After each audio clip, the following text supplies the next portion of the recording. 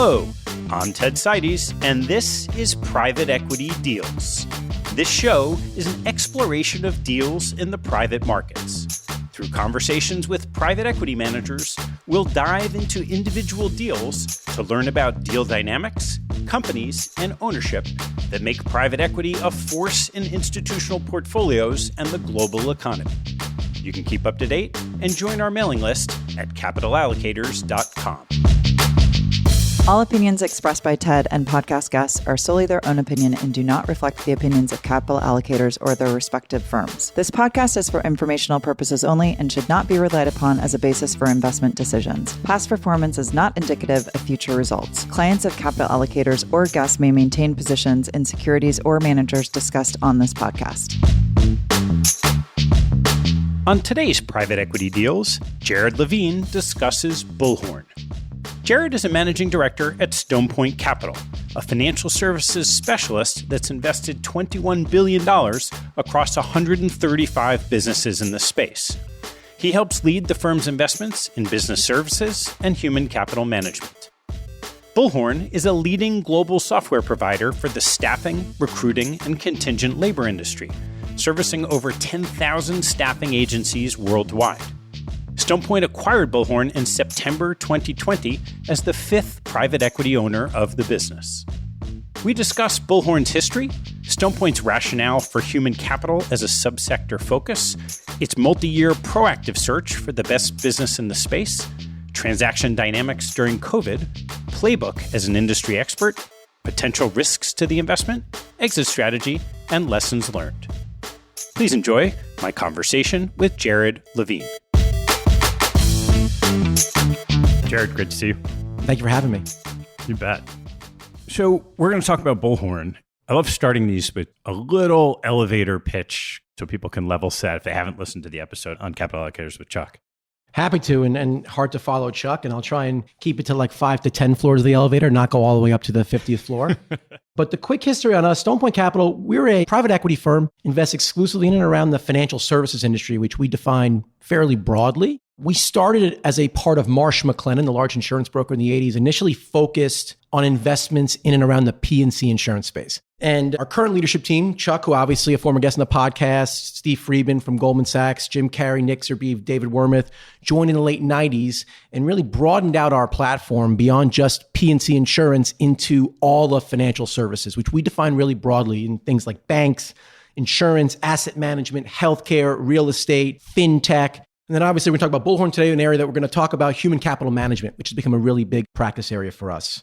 We spun out of Marsh in 2005. At that time, we were managing roughly $1 billion fund, and we just closed on our 9th fund. So we've raised 6 funds since then. And our most recent fund is now just about $9 billion in committed capital. And we've got 140 employees across the broad Stone Point ecosystem, 120 supporting our main private equity platform, and then a bunch of folks who are with us focusing on our credit initiatives. That's been helpful both for our new deals and for other initiatives. And we've got a lot of continuity in our team and tenure with our senior folks.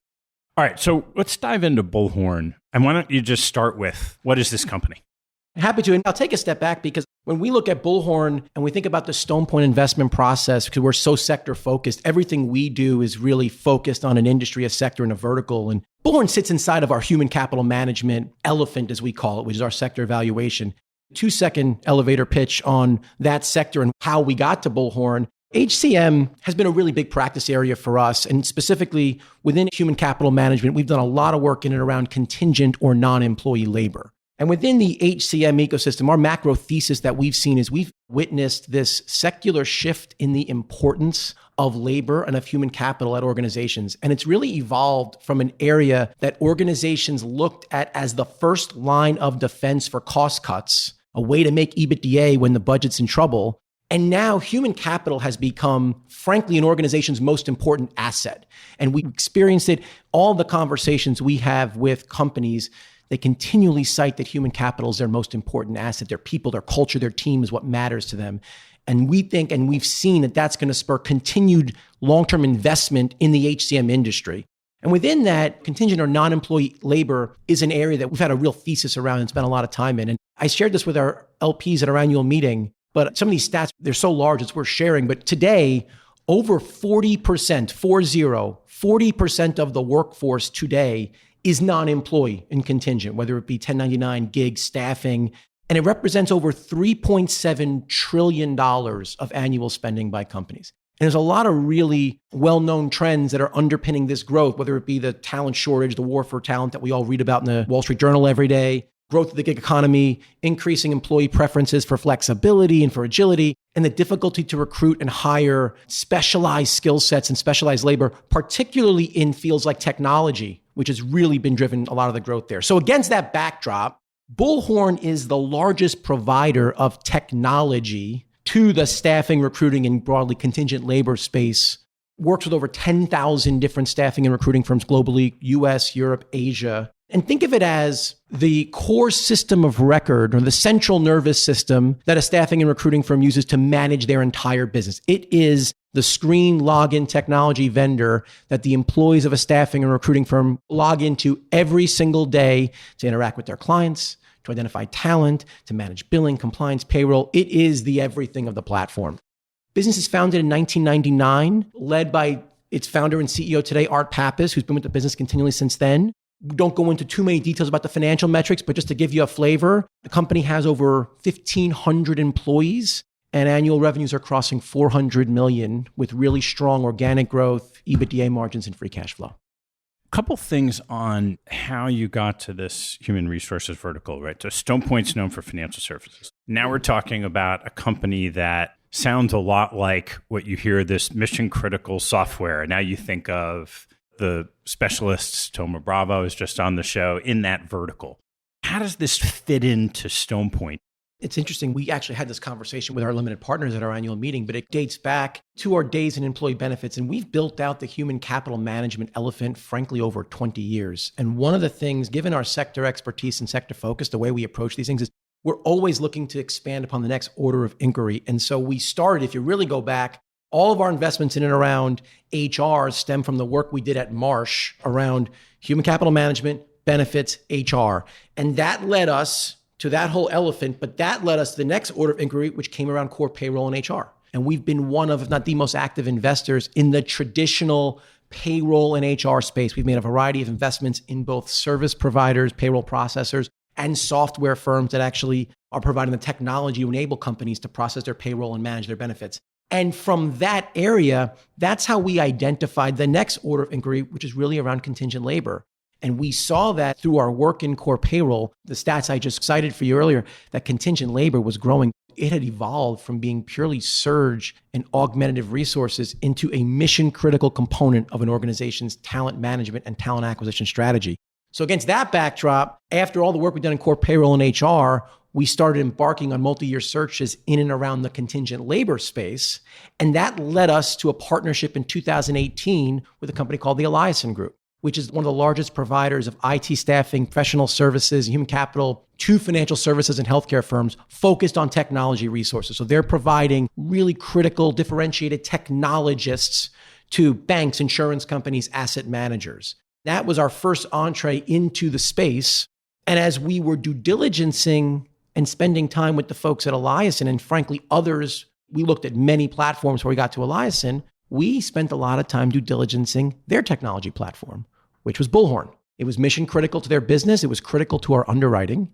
It was also important because we had a perspective that we were going to be able to grow this platform. We need to know the technology could grow with it. So we spent a lot of time doing due diligence on the platform. We actually have logins at Stone Point. We were in there messing around with the system, got to know the team in the system, and we came away highly impressed with the quality of their platform and their team and where they were going. And we saw that as a user, and I can go into it, but frankly, we not only saw that as a user then, but we saw that as Eliason has been really acquisitive in the course of our partnership. They've looked at over 100 tuck-in acquisitions. Every one of them has some sort of technology system, whether it's Bullhorn, a third party, or homegrown system. It became very clear to us that Bullhorn was the platform of choice. The long-winded answer to go back to how do we get here, we're not a software shop. We are not software specialists. We're sector specialists. And in and around this area of human capital, we think we've got a really differentiated edge and perspective. And so we were able to get into this opportunity and differentiate ourselves with a team and due diligence it, understanding the underlying sector more than the software. So Art Pappas was running this business from its founding. How did the ownership transition over those 20 or so years before you bought it? It's got a circuitous journey and they've all got bumps in the road. And every company's a snowflake, so they've got their own different trends. But they'd raised a variety of venture and private equity rounds prior to our involvement, most recently with a handful of software-focused private equity firms. Before us, it was majority owned by Insight and Genstar, two well-known software private equity firms. Before them, it was owned by folks at Vista. So Art and his team had gone through and partnered with blue chip software investors prior to our involvement. In a lot of ways, that's what spurred and catalyzed their desire to bring in a different type of partner here, not better, just different. And we brought in a sector-focused perspective that complemented what he and the team had gotten in the course of their partnership with Insight and Genstar and Vista over the years. How different is it having a firm that's a sector specialist versus, I'd imagine, some of the larger private equity shops may have verticals within it? I can't tell you how it is at those firms. I'll tell you what it is here for us where it's worked really well. Financial services is such a big industry. We've got 70 some odd, 100 some odd different sub-verticals and teams that specialize in those areas. It's powerful for us because when we talk to Art Pappas, we can talk about nuances of the human capital management and staffing space in a way that a generalist probably can't. I have colleagues and partners who can talk mortgage, who can talk consumer finance, who can talk asset and wealth management in a way that those leadership teams do it. For us, we've leaned so heavily into that sector expertise and we're organized to do so and we encourage our teams to do so. It works for us. That's been a model that we've encouraged over the years. So you mentioned a number of features of Bullhorn that are super attractive as a company. You've got a trend behind it that's very strong, mission critical software, recurring revenue model, entrenched management team who knows how to work with private equity. You got a lot of really interesting things going. What was wrong with it? Because there's always risks in any investment you go into. It's a great question. There were definitely risks. The risks here is really the when we did it. Because there are obviously features of any business and due diligence and considerations. But I think the biggest concern that we had to get our investment committee comfortable with here was making an investment in the human capital management space in September of 2020 in a fairly uncertain time period for not only the broader economy, but the labor economy. We had to do a lot of work to get our group comfortable around how we had conviction in what was going to happen to employment, what was going to happen to the staffing industry when we were all still nervous about Lysoling our pizza boxes before we were having dinner. How did you get that conviction? This is where our network and our relationship became critical. And it's probably one of the more interesting features of this transaction. If you take a step back, in April 2020, the largest trade publication in the industry, SIA, came out with its forecast for the industry, and it was 20% decline for the staffing space. Prolonged period of dislocation, was going to take 3+ years to recover. From that information, if that's what you were basing your evaluation on, very difficult to underwrite the space. Through our partnerships with Eliason and another portfolio company, Prism HR, which spends time doing a lot of work in the payroll space, focusing on staffing firms, we saw data at our portfolio companies much more quickly that painted a different picture than what expectations initially would have suggested. We really dig in with our partners. We were seeing daily data. And what we saw was that instead of this severe downdraft, no chance of recovery, by the end of the second quarter in 2020, we saw the industry really flatten out and a much less severe downdraft. And most importantly, resume organic growth that frankly has persisted until the current day. And we not only had that data through all of our relationships in and around the space, because we've been so active in the staffing space, we were seeing it. That's what the trend was. Armed with that information, we were able to gain conviction in our underwriting of Bullhorn, and we had a belief that we were really seeing that real-time data and the resiliency of the staffing space.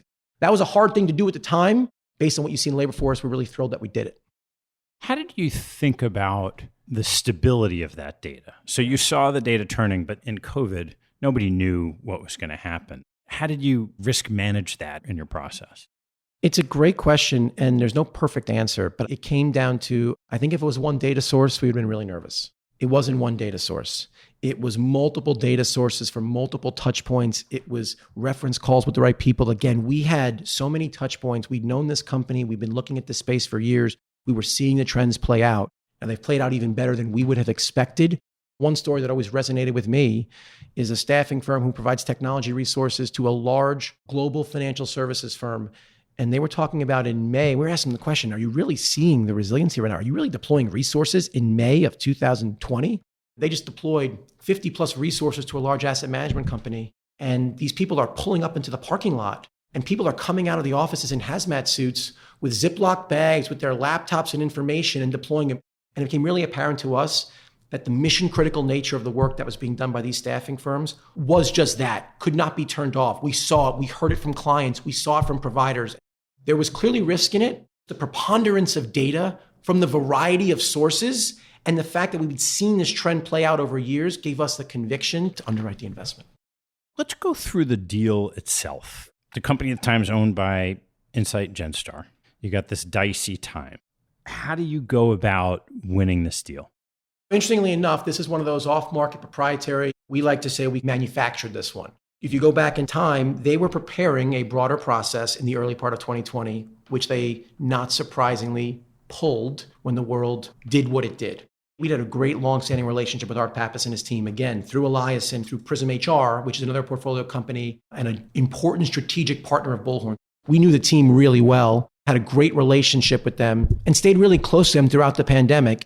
Art and his team were looking to bring in a new partner who could complement the software sponsorship they'd had for over a decade and bring some sector expertise, because that's where they thought the next evolution of the business was going to be really helpful, having some sector expertise to complement the software sponsorship. We, Art and the team, collectively went together to his existing sponsors and we pitched a transaction, negotiated in a proprietary one-off manner, shook hands in late summer 2020. We had 3 weeks, end-to-end standing start to complete our diligence, lock in our financing, and sign a deal. It took a lot of long nights, a lot of pots of coffee. We really had to get comfortable with Zoom very quickly because we were doing it all remotely. But we hit that timeline and we were able to get the transaction done without them ever calling another sponsor. How did you figure out price? Always the trickiest question in any transaction, especially one where there frankly wasn't price discovery.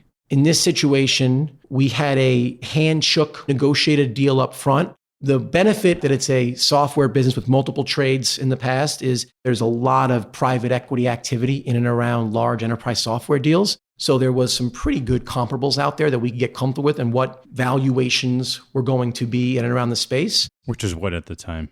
You would have seen at the time ranges of anywhere from high teens to mid-20 EBITDA multiples for enterprise software companies. And then the range is predicated on growth rate, market position, leadership size. And you can take a guess, given where Bullhorn's position is and his performance, where it falls in that range. And then obviously there was probably some beneficiary of the structure and the transaction in that we were acting in uncertain times. So on the spectrum, we had a pretty good understanding of where multiples in this space and sector had traded. And there was some appreciation for the fact that we were acting in pretty uncertain times in a one-off nature.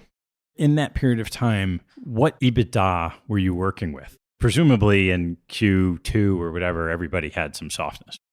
The company had a budget for 2020, and not surprising, this is the middle of 2020, that number included pretty severe dislocation. And they had some expectation. Now, there's some great airbags in their business that were going to protect them on contractual minimums and some levers that they could pull. But it was not the growth year they were initially forecasting at the beginning of the year. And that was where the deal was priced off of. So we had a 2020 forecast that the company had conviction in that reflected a downdraft, that reflected the decline that I said earlier in the conversation. Interestingly, and this is one of those rare situations, during the course of our due diligence on Bullhorn, in the course of our evaluation, between when we shook hands and got to the signing table, that projection on their part was revised upwards almost 10%. So one of the rare situations that we see those numbers, management projections, actually be conservative. And ultimately, when we looked at the end of the year through 2020, the ultimate 2020 figures outperformed initial expectations by almost 20%. So we saw real growth in the business. We did a lot of work on the EBITDA. We did a lot of work on the diligence in the business. Again, our conviction in the space and what we saw happening during the course of 2020 really helped us to build our models. Again, you're never perfect, you're never clairvoyant, but we're able to use a lot of different proprietary data that helped us gain comfort around the financial profile. What happens if it were an auction? Because presumably you still want to own that asset. It fits into your space. They're the market leader. You just pay more? You hope that's not the case. We'd all be naive to say that you don't have to be competitive on price. But I do think that's where the relationship with the team, the post-investment value add, and the relationship and willingness to let the existing investors roll in all become considerations.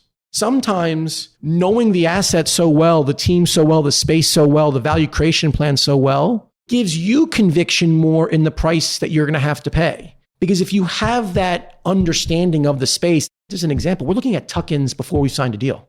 That's not rare for us. That's probably more common than not. So you can look at a price and say, okay, I understand where I am, but I see several tuck-in acquisitions that are on the horizon that are going to be able to get our valuation to a point that we feel better about maybe than we have to win the transaction. And so all that stuff comes together. A lot of times the relationship with the team matters, because if you're a founder business who's going to stay there and who frankly cares about the next trade, you are looking at situations and saying, well, I want to pick my partner. Of course, if there's a differential that's so wide, that's a factor. But I would liken it more that sometimes you have to pay more, but you're going to get the tie goes to the runner. You're going to get that opportunity to say, these partners are going to be so great for us. This is where I want it. And a lot of times these folks are not focused on this trade. It's the next trade. It's the trade after. It's how do I grow my business? How do I triple it? So when you're sitting down and thinking about the people on the other side of the table, they've pulled the deal. They're seeing maybe not the same outside data, but they're seeing what's going on inside the company. Why do you think they were willing to sell then rather than waiting it out? One of the unique features of our model is, given that we're such sector experts, we're touching these industries so many different ways. We had really high conviction in it. We had high conviction in the contingent labor space earlier, and that gave us the conviction to want to partner the transaction. I think they looked to sell for, my guess is, a variety of reasons. It was uncertain times. They were looking and saying, we were planning to do something this year. Now we're going to have to wait 2+ years. Here's a partner that we've done deals with before that has a great reputation, that our management team walked into the room and said, we'd like to partner with the folks at Stone Point. We think they could add a lot of value. And they're willing to move quickly, have conviction in the space, not say to us, oh, hey, we have to go and commission an industry study on the space. It's going to take 7 weeks. And no, these are people who understand the industry, are invested in our clients, are convicted in the space. We've known them for years. They say they're going to do it. They're going to do it. They're going to shake hands. And that means a lot. When you put all that together, it gave them conviction that we were going to be a good and trustworthy counterparty to get a transaction done. Interestingly, in the course of the evaluation, they got excited about the future of Bullhorn 2 and what we could collectively do together. And one of the things that's cool here is both Insight and Genstar rolled a considerable portion alongside us in the transaction. And we've seen that in a couple of our software investments in this space, where the perspective is our industry expertise can complement really nicely the software expertise of others. And together we can help these organizations be really great and accomplish some really exciting things. So I don't know the exact, but when you put it all together, the chance for liquidity to work with a counterparty who was going to do exactly what they say, it was a great outcome for them. And I think they're going to do really well in their rollover. So let's turn a little bit to your ownership and the game plan when you buy this. So you've mentioned you're bringing in this industry expertise. It's clearly been owned by some of the top software investors. So you'd think some of those levers may have been pulled over the years. What is it that you were bringing to the table from this industry knowledge that would help drive the economics of the business? There are really 3 things that I would put there in that category, broadly defined. One, obviously, is client introductions. And Bullhorn is as well known in this industry as any provider, but at the same time, we're probably one of the more active investors in this HCM space. And unlike their existing sponsors who are software-focused investors, the fact that we traffic in all of their clients, have met with, talked to, engaged with, potentially evaluated, was a really nice fact pattern for them. So we could help them get to potential clients and relationships, not the world that their existing partners ever trafficked in. So that's one important area. The second is tuck-in M&A has been a really important piece of a lot of our partnerships. We've backed a lot of businesses that were acquisitive. Bullhorn fits that category. They've done north of 10 acquisitions, 4 since we've partnered with them. One of the nice compliments, not that the existing investors weren't supportive of M&A, but the fact that we traffic in the space, we actually had a really good understanding and good relationships with a lot of different providers, small ones, large ones. Again, go back to the example, we evaluated 100+ staffing opportunities in the course of our investment with Eliason. We saw a lot of different technology platforms that we could help. And so we were strategically helpful in evaluating some tuck-in acquisitions. And then finally, the perspective we bring to the table for strategic discussions around product initiatives, around where to invest time, around where to focus the team, is actually really fun. We have this at the board level, and we chat about this all the time, because one of the things that we really do bring from our knowledge is, where are your clients spending money? Where are your clients spending time? What is important to your clients? Does Bullhorn have that as a vendor to their clients? Of course they do. Can they talk to their clients? Absolutely. It's very different when you're really in the family and you're bringing up perspective. And we can, as an example, assimilate data from 100 different staffing firms and on an anonymized basis, help Bullhorn understand, hey, you're the most important vendor to these clients. But here's all this spending opportunity that you're not capturing that they're getting from another provider, from somebody else. Should we be capturing that? Here's the things that are important to your most important clients. Here's where they're investing in their businesses. How do we help our product make them better? Because if we can make them better, we'll grow with them, we'll make more money. That's a different conversation than the company had prior to our involvement, just because all our team does is this human capital space. So it's complementary. There's things that the Insight folks and the Genstar folks bring to the table that we don't understand, that we'll never be able to help with. But when you think about that sector expertise, it can be really fun, especially for companies with the profile of Bullhorn. So you have the same CEO for this whole time, 23 years. When does he start thinking about over the period of your ownership or at some point in time when he's ready to move on? That's a really great question. And I think a lot of private equity firms have different views on this. If you were to think about on the spectrum, we are as far to the management-centric side of the spectrum at Stone Point as you can get. Alignment's our number one credo. Management is probably the most important facet of our due diligence, and we're not operators. We don't have a stable of operating partners that come in and run a business. Our investment thesis and plan typically isn't to go in and make changes. It's to find great businesses that we can help around the edges and be a great partner to. So I say all that to say, in this situation, Art and his team are as excited about the business today as they've ever been. And when we came into it, I don't think there was any expectation of that changing anytime soon. Now, obviously, it's a hungry management team. He's made real investments in it. We're aligned with them. They rolled a considerable portion of their equity alongside us. And at least our underwriting and our current expectation and our current relationship with the team is we're going to be in it together with them for the long haul. And how about financing the transaction? One of the reasons I wanted to make the point on the number of folks we have at the firm that we've built out a really nice credit arm, I think that was a huge differentiator for us. And you go back and think about 3 weeks to complete a transaction and get committed financing on a large leverage buyout was not easy. To Insight and Genstar's credit, it already had a great relationship with the financing community, and it had some portable financing that we could piggyback on top of. We were able to secure a really attractive financing package in that Q3 2020 timeline that not only got the transaction done, but importantly has scaled with the business. So we've been able to continue to invest in the company and support our tuck and M&A initiatives. So we've been able to really efficiently finance the company and grow it over time. A lot of credit to our team at Stone Point Capital Markets. They understand the business. They've looked at all the same staffing firms. They've looked at all the trends. It was really critical in getting the deal done. How do you think about the optimal capital structure for a business like this? That's a question we debate even today, and I think that's evolved over time. And you've seen it in private equity transactions, given where rates are moving. We are continually evaluating that. Every private equity firm is going to have to do some real cash flow modeling, really understand the needs, really understand how much debt can you support, given where interest rates are going to go, and how much do you fix versus floating. So given the nature of this type of business, which has really high retention, both gross and net, and really strong cash flow conversion, like a lot of enterprise software businesses, we've been able to take leverage more than a traditional services business. Given the background of the company, we were probably more conservative than where we could have pushed leverage to. We don't like to max out leverage, especially initially in a transaction, especially when M&A is going to be a part of the thesis. So what does that equate to in rough numbers? If you were to look at comparables in software companies, you would see businesses get to that upper high single digit multiple of EBITDA level. If you were to look at services businesses, you'd be in the midpoint of that 5-ish range. You can make a reasonable assumption that the way we capitalize Bullhorn is we did not take max leverage by any stretch, and we went at a little bit of a premium to where services companies typically trade at, just given the recurring nature of the contracts, the business can support it. And again, we did a lot of modeling to make sure that the company's cash flows could support the leverage. We don't ever want a business to feel choked by the debt. And we like to say, we don't want our CEOs and CFOs to wake up every day thinking about paying off their interest. The moment you get to that point, you stop investing for growth. You stop doing the smart things for the business. So we take leverage where it's prudent. We actually believe it's important to communicate that upfront with your partners. We want to make sure that they're comfortable with the leverage level because they're the ones who are going to have to make those payments every quarter.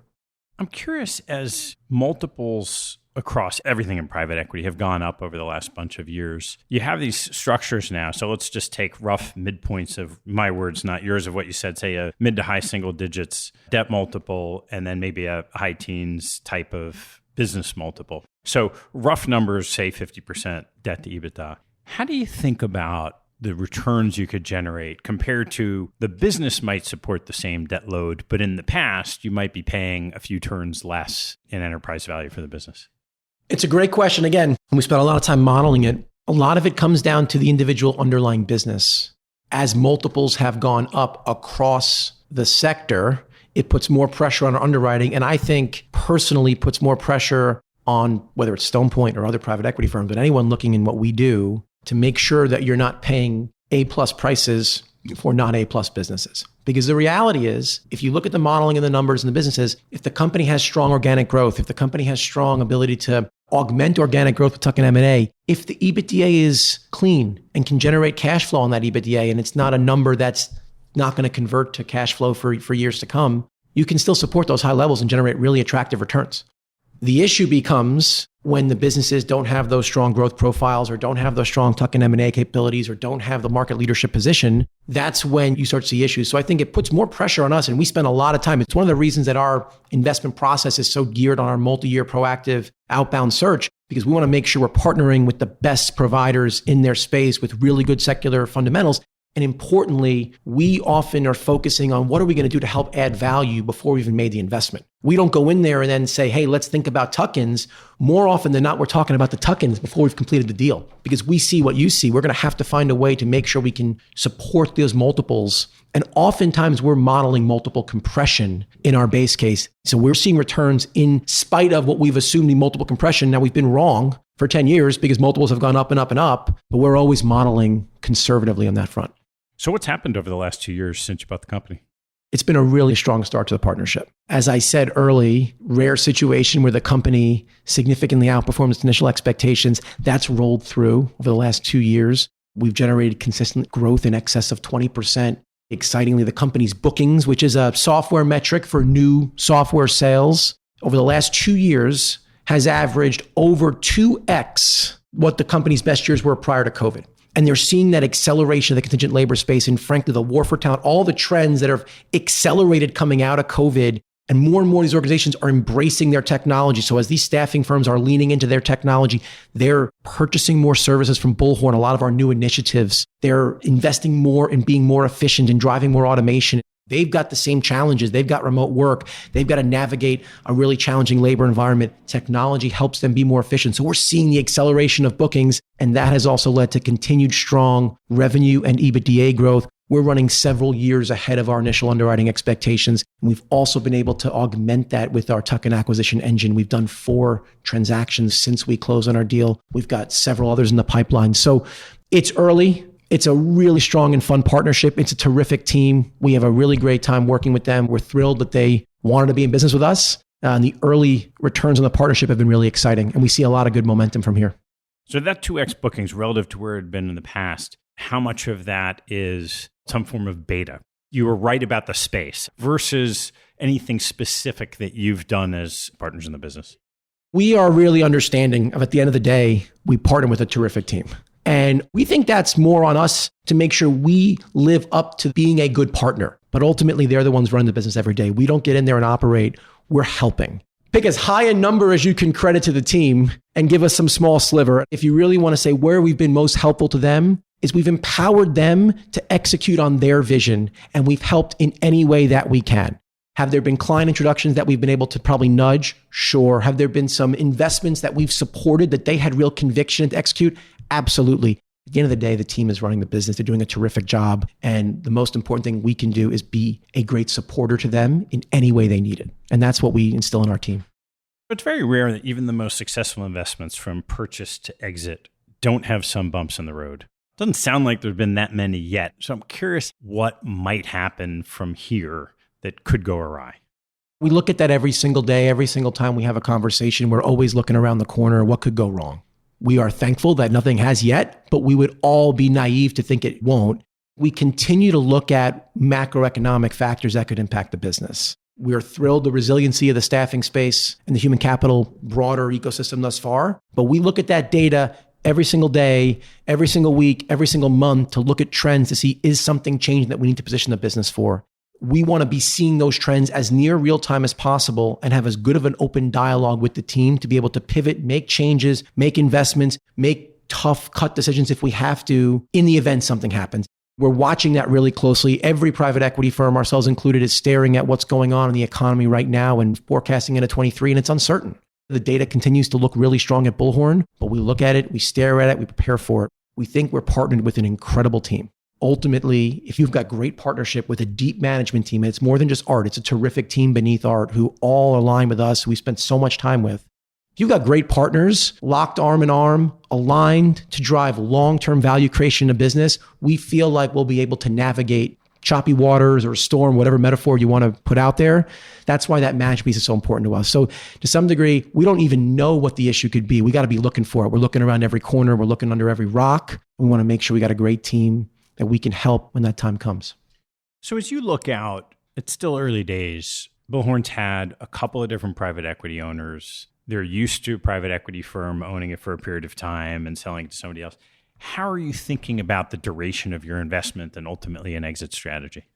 We don't engineer an exit at Stone Point. That tends to be our exit philosophy. We're not the type of firm that says, let's get the company to X million dollars of revenue and then it's time to flip. We tend to be longer term holders. When we see a business that we love, that has great secular fundamentals, we don't see a need to exit until the team wants to exit. And again, alignment's so critical because they give us the guidance sometimes on when it's the time to bring in a new investor or to do a recap or to do a transaction. We're saying to ourselves, let's continue to make thoughtful long-term investments. Let's continue to build this business. Let's continue to invest both organically and inorganically. If we do all that, we're going to have a business that has terrific fundamentals in a great market with a market leadership position. We don't think we'll have any lack of exit opportunities, whether it be another private equity firm, whether it be strategics, or even potentially a public market alternative. It's probably an unsatisfying answer. We don't have as cookie cutter of a model on that. But our view is if we do the right things, the business will be well positioned whenever that time comes. And we're going to take our cues from the management team who's locked arm in arm with us to tell us when it's time. Inevitably, some of your portfolio companies, whether it's Bullhorn or another one, you'll have that thesis that you're not engineering an exit, but you also have the reality of a fund with a term on it. What happens when those two things conflict? I don't know if they ever really conflict as much as they're considerations.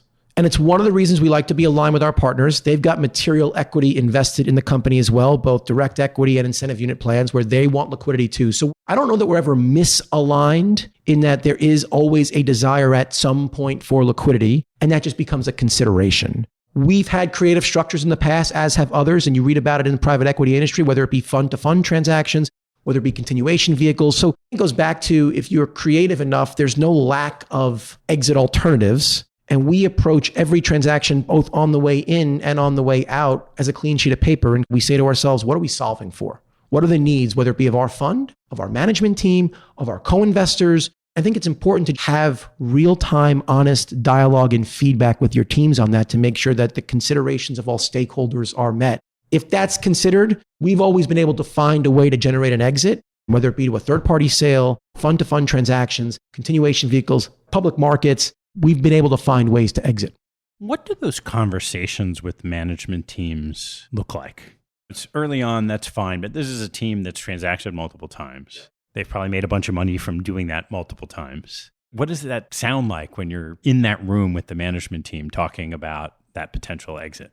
It's a really good back and forth dialogue and debate. And a lot of times we're providing them some perspective on the markets. What are we seeing? Where are we seeing multiples? Who are we seeing as interested buyers? Because we see some things that they don't see. They've transacted multiple times, but frankly, if you flip it around, they're doing it once every 3, 4, 5, 7, 10 years. We live and breathe this every single day. So a lot of times we're giving them a real-time perspective. And we've always been big believers in doing that, even before we're talking about exit. So one of the things that we actually like to do is we have really open conversations with our management teams about what we see in the markets. We often present to their employee base, give them updates on the world, give them updates on private equity space so they can be informed. And again, we think that's part of our role to be a good partner to them. And then it's a back and forth conversation about needs, about where the business is. Sometimes it ends up being, we had a plan. We had a vision of what we were going to accomplish in this partnership. And we think we've succeeded on that. And now we're ready for our next leg of our growth. We're ready for what we think the next partner can bring to the table. And that can spur and catalyze a decision. And in a lot of ways, that's what got us into the partnership with Bullhorn. They had gotten to a point where they felt like they were ready for the next partner to bring something a little different, complementary, not instead of, but in addition to. And that's what catalyzed our partnership. My guess is, as we continue to have these dialogue with them regularly, there'll be a moment in time where they say, okay, we've gotten through what we thought we would accomplish. And now we're ready to catalyze this to recognize some, hopefully, gains and play for the next evolution. So you think about where you are in this transaction. What are your biggest lessons learned?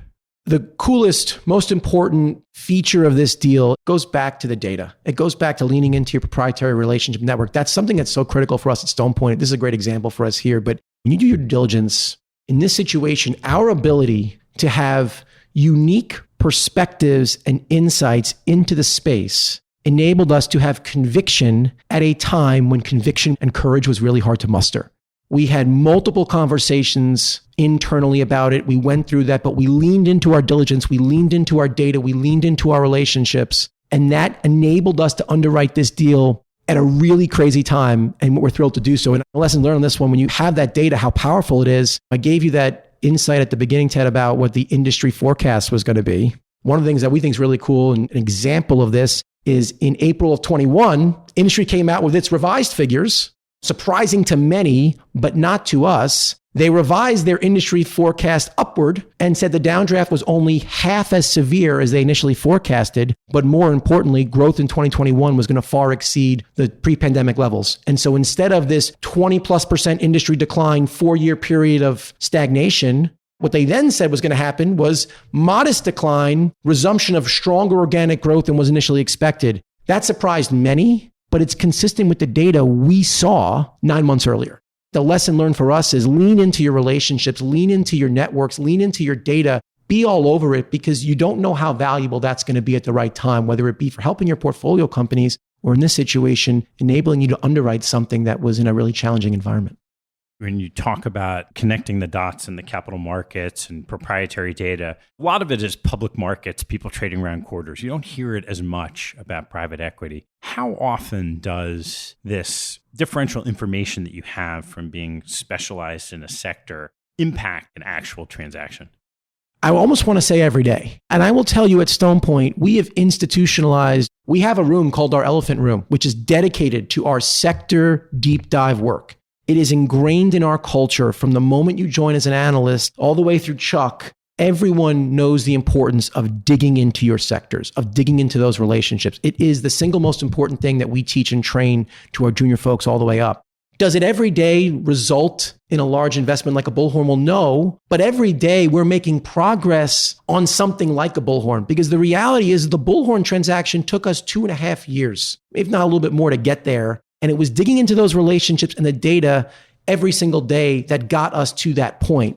We've not only institutionalized it, we have monthly, in the early parts of the pandemic, more frequent. Our elephant teams, our sector lead teams are presenting to the entire firm, what are we seeing through our network, through public data, through our portfolio company data? What are we seeing in the space? What are the trends? What are the themes? What are the opportunities? What are the risks? What are the challenges? We've turned that into such a critical part of what we do. That's why I say it's every day, because every single day we ask our teams to be digging into their sectors. We don't know when the opportunity is going to pop. We don't know when it's going to be there, but we need to be ready to go when it happens. If we're not thinking about it, focusing on it, digging into it, the gun's going to go off and the race is going to be over. All right, Jarryd, got one more for you. What's your favorite aspect of private equity? If I can answer 2 things. And one is awesome people. It's really cool to work with really smart people every single day who challenge you, who ask you questions, who engage. Like, it's fun to work with the people every single day. But I'll say of the industry and the job, I love that every day is different.